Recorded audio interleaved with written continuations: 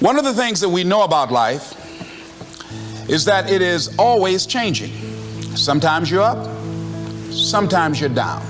Sometimes things go real well, and sometimes they don't. Sometimes you're happy, and sometimes you're sad. Now that's that thing called life. And when we begin to understand and know that, accepting that reality that we will never ever have things just on an even keel all the time, that you're going to have some ups and you're going to have some downs, but during those down moments, that's where the growth takes place. That's where the work is. See, anybody can feel good when they have their health, their bills are paid, they have happy relationships, the children are acting normal, business is successful. Anybody could be positive then. Anybody can have a larger vision then. Anybody can have faith under those kinds of circumstances. Am I correct? Yes. See, but the real challenge of growth, mentally, emotionally, and spiritually, comes when you get knocked down. Somebody said that adversity introduces a man to himself or a woman. How you handle it, that's where the growth takes place. When I was facing some challenges, I had a guy say something to me, and I suggest this is one of the first things that you want to do when you're facing a challenge. You want to get unstuck. Evaluate where you are. Look at it. Assess yourself. Assess yourself and assess the situation. What brought you there? What role did you play?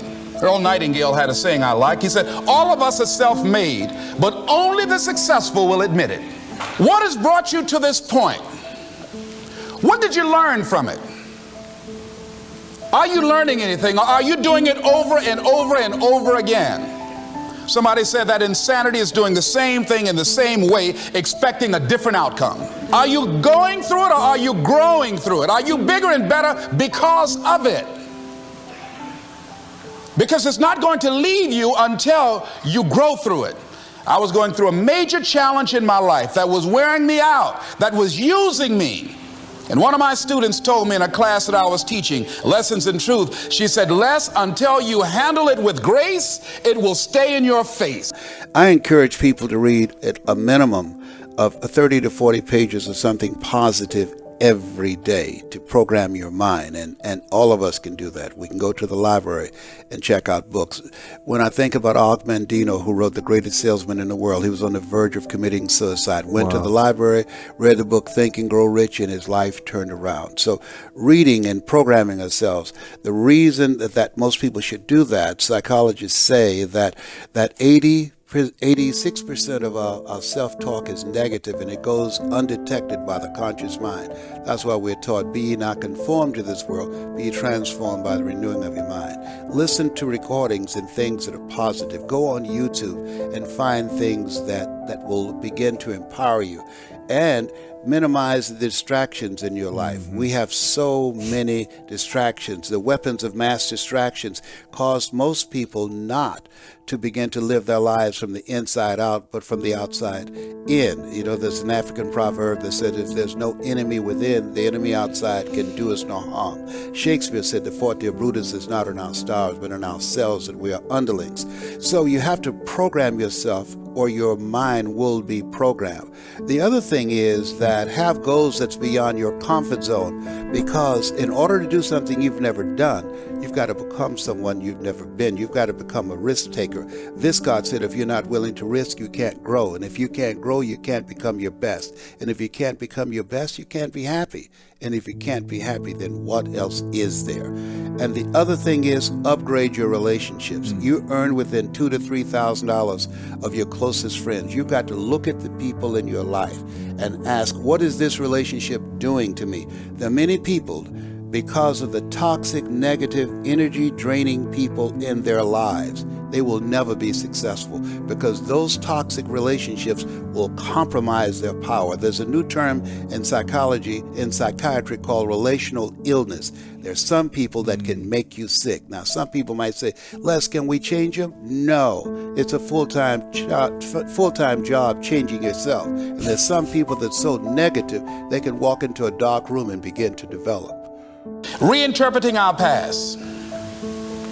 understanding and knowing that we can move from where we are, that we can begin to design the kind of life that empowers us, that gives us happiness, that enable us to be on top of who we are, knowing that as we begin to explore new horizons and new vistas in life, that as we begin to focus on developing ourselves, as we begin to elevate ourselves and not to follow the crowd, activating the thinker in us and disciplining and putting on hold the emotional part of ourselves.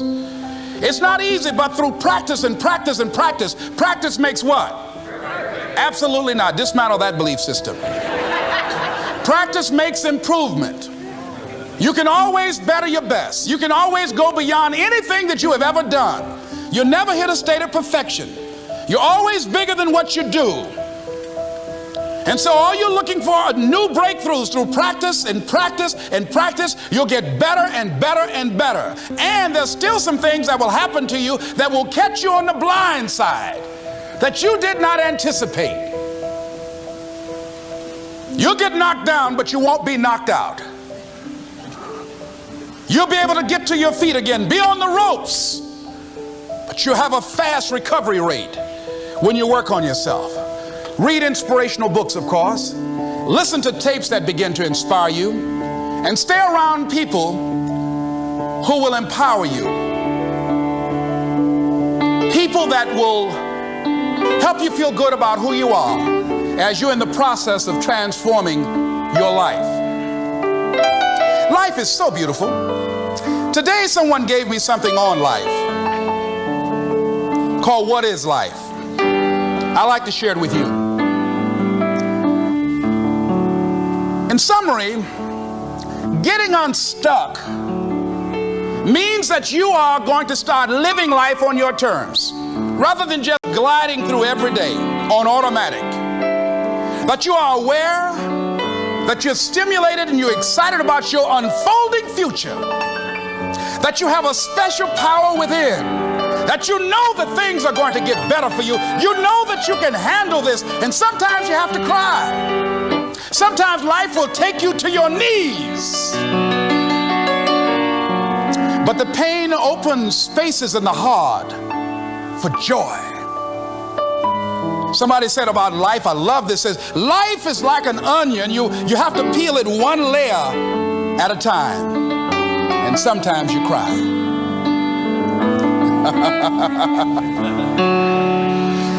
This author said about life, life is a challenge. Meet it.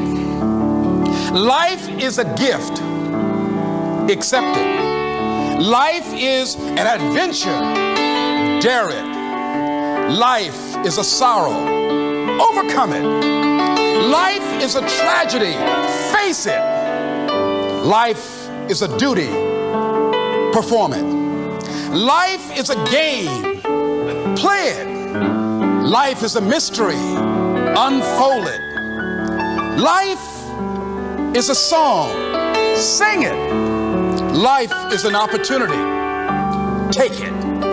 Life is a journey. Complete it. Life is a promise. Fulfill it. Life is a beauty. Praise it. Life is a struggle. Fight it. Life is a goal. Achieve it. Life is a puzzle. Solve it. Isn't that beautiful? I love that.